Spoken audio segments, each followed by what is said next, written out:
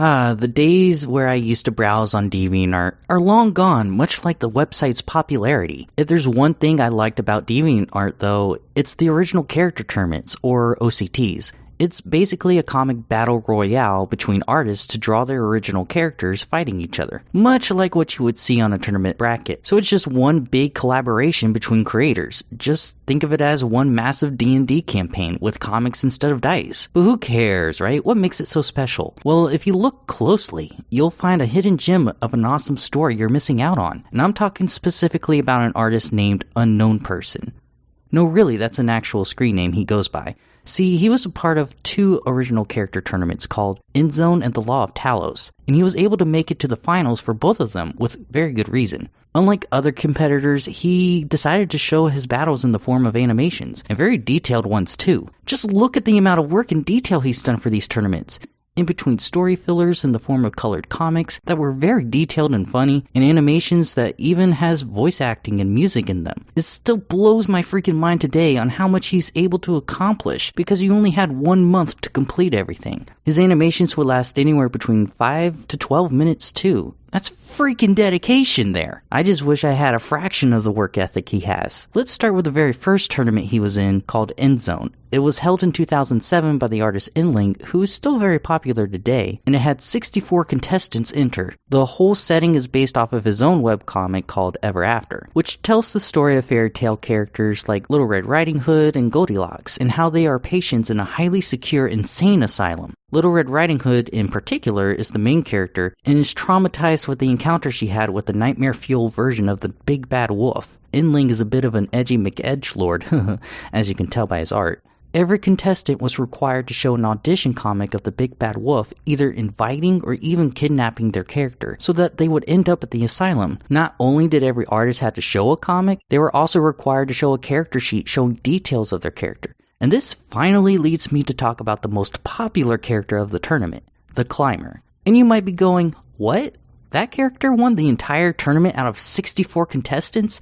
Yeah, right. Well, that is right, and let me tell you why. Climber is unique because he's a mannequin that used to be one of the attractions from a rundown theme park called Castle of Nation. He was thrown away after his mechanical parts were broken, and ever since then, he developed this fear of being useless. Because of this trauma, Climber goes out of his way of helping others, so he doesn't feel abandoned again. Way to put a dark twist to such a sweet character. He's not afraid to fight though, and I'll get to that in a moment. The audition of Climber shows the character reflecting over his past friend Clarice leaving the theme park. Thinking maybe he should try and find her, the Big Bad Wolf suddenly appears and offers him an invitation to leave the park. Little did Climber know this would bring him to the Ever After Asylum. This leads to so many unique battles between Climber and the other contestants. There was a battle where Climber had a dance-off and did the moonwalk, or more serious battles like with a ninja and a hitman, and even with an encounter of a chimney sweep. I believe the tournament was able to keep the hype up because Unknown Person was able to go out of his way to make animations for his entries, and I believe it was a great motivator for the other contestants because they get to see their character fleshed out and come to life. Now you tell me you wouldn't be excited about seeing your character animated. I bet you would love it!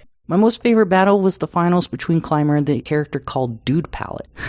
Nice name. Dude was a demon that was able to bring his drawings to life with his giant magical paintbrush, and I believe was a really good fit for Climber as his rival at the end. The entry was an 8-minute animation showing Climber and Dude hashing it out, and it was remarkable and memorable. The Big Bad Wolf returns, forcing them to battle. Memories, hopes, and friendships are all messages brought up in this one fight. In the end, Climber protects Dude and his friends and helps them escape from the clutches of the Big Bad Wolf. That's pretty much where Unknown Person ends his piece. He won the tournament and Enley picks up from the cliffhanger with a finale comic wrapping up the story. So that should be it, right? There isn't anything else I could possibly talk more about related to this animator. Well, I still want to talk about the other tournament.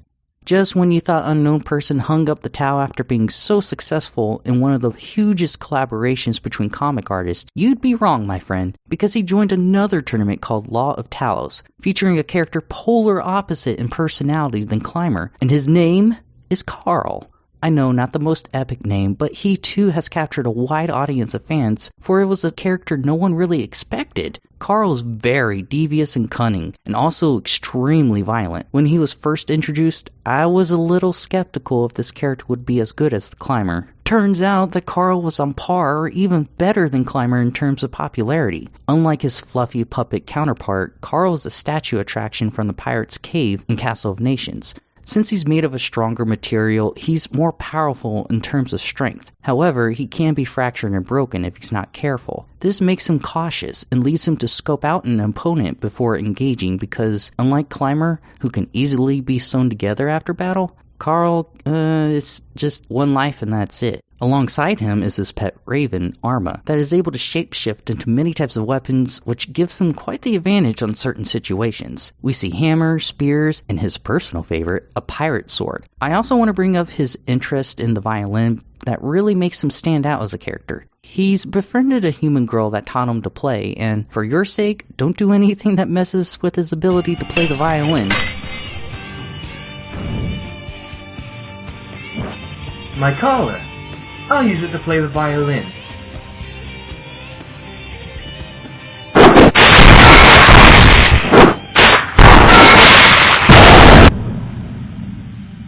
Just like Climber, Carl is shown to have flashbacks of his past relationship with a mysterious human girl called Rachel, but his memories are much, much darker. Not that you could tell, huh? I don't want to spoil too much, just keep in mind that Carl loves the violin when progressing forward. Something I didn't bring up earlier is that both of Unknown Person's characters rely on the theme park's magic. It's the energy the castle provides that brings these two inanimate characters to life, which leads to the motivation of Carl entering the Tournament of Law of Talos. The premise for this one is the victor is able to have any wish granted, and Carl seeks the wish to make it to where he doesn't have to rely on the castle anymore and live his life outside its bounds. Battle after battle, though, he runs out of energy, which leads to the dramatic climax of the story. The Law of Talos turns out to be a sentient form of energy and takes on the form of Rachel, who he sees visions of throughout the tournament. Without many options left, Carl agrees to work with the alternate form of energy, and it provides them insane amounts of strength and speed.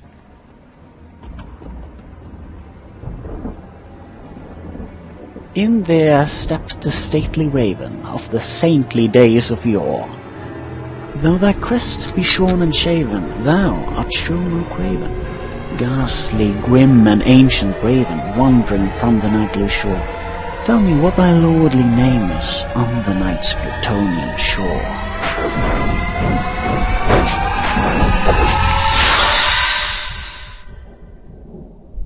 Nevermore. He was strong before, but with the enhanced energy provided by the Law of Talos, he's able to leap bounds and cut a building in half. Chaos ensues, which eventually leads to the dramatic fight between him and Climber, and a very sad ending. Unknown Person again animated every battle his character was involved in, and like the previous tournament, he only had 1 month to complete everything. He made a freaking 12-minute animation finale that tugged heartstrings for those that loved Carl. Surprisingly, he didn't win this tournament, which sparked a little bit of backlash on the judges. I don't know if you can tell, but I really do love his characters, and I think it's an underrated series of comics that a lot of people still don't know about. So I hope you'll read through all of his comics and watch his animations, because he's been one of my most biggest inspirations in becoming an animator/comic artist. So I left a link in the description if you want to see Unknown Person's work and the journal articles from the tournament holders that explain the premise and rules. Well, thanks again for watching.